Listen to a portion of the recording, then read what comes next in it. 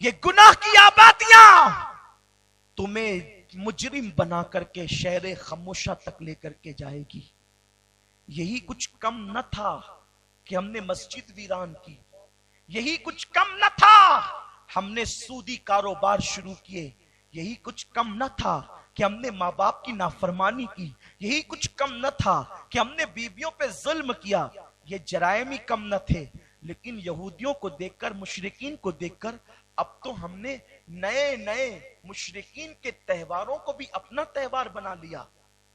कोई 31st night बना रहा है, कोई न्यू ईयर मना रहा है। आखिर मैं तुमसे पूछना चाहता हूं, अगर 31st नाइट का मतलब यही था कि हम किसी मस्जिद के कोने में बैठ करके रो लेते कि अल्लाह मेरी जिंदगी का 1 साल कम हो गया, अगर इसमें कुछ जराइम हो चुके हैं तो मैं तेरी बारगाह में तौबा करता, तो शायद ये रात भी निजात की रात बन जाती। लेकिन 31st नाइट को हमने हिंदुओं से सीखा, यहूदियों से सीखा, नसारा से सीखा, मुशरिकीन से सीखा। क्या है ये रात? ये रात 3 चीजों के मजमुए का नाम है। एक ज़िना, एक म्यूजिक, एक शराब। बल्कि अगर उसको यूं कहूं तो जिसे आप 3 शीन कह सकते हैं, शराब, शबाब और शायरी। ये 3 चीजों के मजमुए का नाम है 31st नाइट। अब इन तीनों जराइम को मैं अलग अलग आपके सामने पेश करूंगा कि ये इनमें से एक ही जुर्म खुदा के गजब को दावत देने के लिए काफी है। तो हमने मजीद और 2 जराइम, वो भी हमारी लड़कियां, हमारे लड़के, अल्लाह अकबर, कोई बंबई का सफर कर रहा है, कोई गोवा का सफर कर रहा है, कोई महाबलेश्वर का सफर कर रहा है, बल्कि अब तो हिंदुस्तान के मुस्लिम नौजवानों का हाल ये दुबई तक जाते हैं। 31st नाइट से पहले पिछले सालों में मैं दुबई के सफर पे था, तो मैंने देखा कि शहर दुबई को बिल्कुल दुल्हन की तरह सजाया जा रहा। होटलों के अंदर बड़ा एहतमाम हो रहा था। मैंने कहा ये क्यों हो रहा है, कोई खास बात है? तो लोगों ने कहा नया साल आने वाला है और पूरी दुनिया के अय्याश दुबई में जमा होंगे। दुबई क्या है? मुस्लिम ममलकत, इस्लामी हुकूमत। ये हाल है। मुत्तहिदा अरब इमारात जिन्हें कहा जाता है, 5 मुल्कों को जमा करके, और उसके लिए सबसे बड़ी अय्याशगाह दुबई है। वहां पर ये सारे इंतजामात हो रहे थे। नाम निहाद सऊदी हलीफ, नाम निहाद मुस्लिम बादशाह, मुस्लिम हुक्मरान। हम तो ऐसे मुस्लिम हुक्मरानों पे लानत करते हैं जो अय्याशियों के लिए लोगों को दावत देते हैं। अरे मुस्लिम हुक्मरान ये क्या हो सकते हैं? मुस्लिम हुक्मरान तो वो था जिसे दुनिया उमर इब्ने खत्ताब कहती है। आज भी उनका नाम आता है तो अकीदतों से लोगों की गर्दनें झुक जाती है। जिसका हाल ये था, उस मुस्लिम हुक्मरान के जुब्बे पर पेवन तो लगे थे लेकिन जराइम के धब्बे नहीं थे। अरे जिसके नाम से मुजरिमों के वजूद कांप जाते थे, मुस्लिम हुक्मरान कहलाने का हक उनको था। लेकिन हमारे साथियों ने बताया कि जिस वक्त 1 जनवरी की सुबह तुलू होगी तो यहां से बोतलों के ड्रम खाली होकर के निकलेंगे, इसलिए कि इतनी शराब पी जाएगी कि आज से पहले पूरे साल भर में इतनी शराब किसी रात नहीं पी गई। इतनी लड़कियां लाई जाएगी कि इतनी हसीनाओं ने दुबई की सरजमीन पे कभी कदम नहीं रखा होगा। ये उस मुल्क की दास्तान है, आपका मुल्क कभी कम नहीं।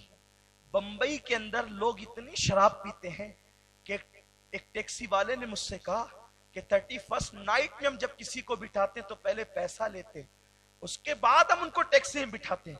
मैंने कहा ऐसा क्यों करते हैं?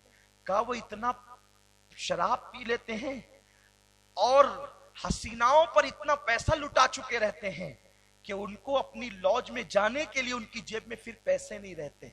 वो हमारी टैक्सी में बैठ करके फिर उतरते हैं और धींगा करते हैं, मस्ती करते हैं, हमें पैसे नहीं देते। ये हालत है, ये सूरत हाल है। उम्मत मोहम्मदिया पर इज्तिमाई अजाब नहीं आएगा लेकिन इनफरादी अजाब तो आएगा। इनफरादी अजाब में ये उम्मत गिरफ्तार हो सकती है। मुतलकन आपको किसने कह दिया कि आप पर कोई अजाब नहीं आएगा? जिस तरह और उम्मतें इज्तिमाई तौर पे हलाक हुई है, یہ امت اجتماعی طور پہ ہلاک نہیں ہوگی، لیکن انفرادی طور پر یہ امت عذاب میں گرفتار کی جائے گی۔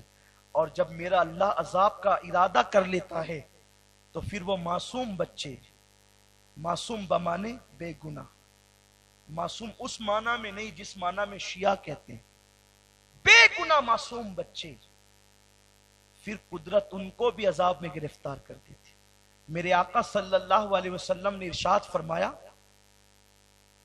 امام جریر طبری رحمت اللہ تعالی علیہ اس کو نقل کرتے ہیں، آقا فرماتے ہیں کہ نوح کی قوم پر جب عذاب آیا، اس وقت اللہ کے عذاب سے اگر کوئی بچ سکتا تھا تو 6 مہینے کا دودھ پیتا بچہ بچ سکتا تھا، لیکن اللہ نے اس کو بھی بچنے نہیں دیا۔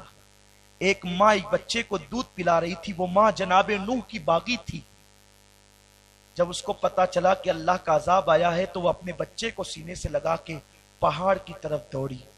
جب وہ پہاڑ پر چڑھی تو پہاڑ تک کے پانی کی موجیں گئی، اس کے گھٹنوں تک، اس کی کمر تک۔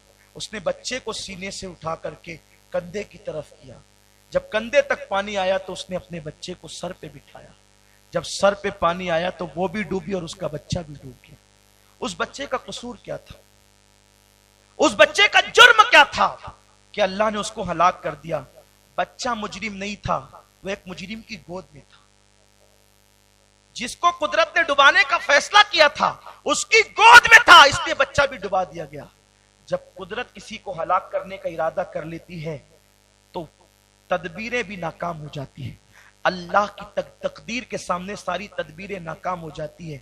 اپنے آپ کو دھوکے میں رکھنے والوں، تمہیں پتا ہے جب قوم نوح پر عذاب کا اعلان کیا حضرت نوح نے کہ طوفان آئے گا، سب ہلاک ہوں گے سوائے ایمان والوں کے، چند نوجوان اپنے آپ کو دیر ہوشیار سمجھتے ہوئے انہوں نے نوح علیہ السلام کو منہ چڑھا کر کے کہا کہ ہم تو اتنی دور جائیں گے کہ آپ کے اللہ کا عذاب وہاں تک نہیں آئے گا۔